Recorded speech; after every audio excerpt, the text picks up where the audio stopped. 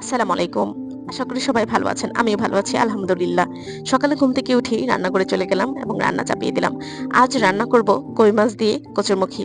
কই মাছগুলো মসলার মধ্যে ভালো করে কষাচ্ছি। সকল রান্নার স্বাদ নির্ভর করে কষানোর উপর। এটা আমার মা বলেন। তারপর মাছগুলো ভালো করে কষানো হয়ে গেলে সেদ্ধ করে রাখা কচুরমুখীগুলো দিয়ে দিব। কচুরমুখীগুলো হালকা একটু কষিয়ে তারপর গরম পানি দিয়ে দিব। সকল রান্নায় চেষ্টা করবেন গরম পানি ইউজ করার। গরম পানি ইউজ করলে রান্নার স্বাদ কিন্তু একটু বেড়ে যায়। আমি সাধারণত এই ট্রিক্সটা ফলো করি এবং রান্না খুব একটা খারাপ হয় না।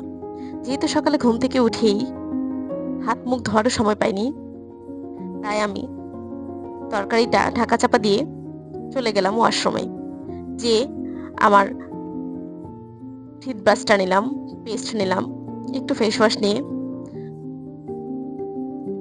নিজেকে একটু সেলফ কেয়ার করলাম।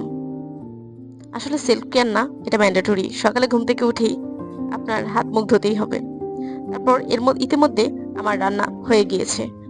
একদম এন্ডিং টাচ দিয়ে দিলাম কাঁচামরিচ আর ধনিয়া পাতা। তারপর একটু বারান্দায় চলে গেলাম। আমার সুন্দর বারান্দা। সবাই প্লিজ লাইক এবং সাবস্ক্রাইব করুন।